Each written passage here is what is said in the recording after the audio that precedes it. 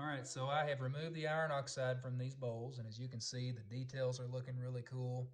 I have also put it on the back. What's really cool about using iron oxide is that your name can pop out too, and as you can see, that's the name of my wonderful assistant in this project, and our 4-H assistant, Sherry Coffee, and the other one I made.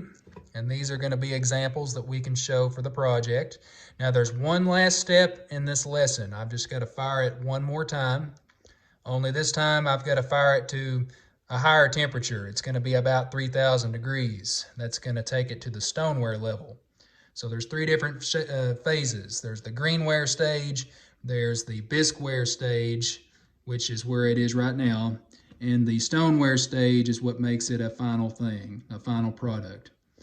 And as a review, this comes from section 757 in the State Fair catalog called Clay Container, and it's described as creating a vessel or container that is functional. In other words, a vessel that is usable. And this can be used in different ways. Now, it's not a food safe item. I wouldn't be eating out of this because of the iron oxide, but I can still use it. I can put things like pocket change in it. You can put jewelry in it, paper clips, anything of that nature that does not, that's not related to food. Or you could just set it up on a shelf somewhere for it to be looked at and have it as a conversation piece. There's different things you can do with this and different ways you can use it.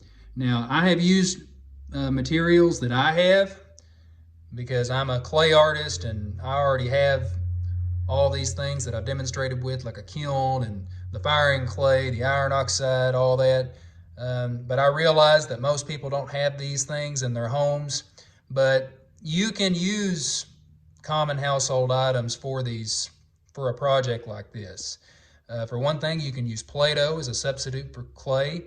You can also use any kind of fabric to create texture, and not just a doily. So if you don't have a doily, you can use other fabrics and wad them up and press them and get some really cool effects that way. And even if you don't have a rolling pin, if you have one, that's great, but if you don't, you can use a cup or anything that's cylindrical, and you can accomplish it that way as well. And like I said, this concludes our lesson, and stay tuned for next time when we do a different project.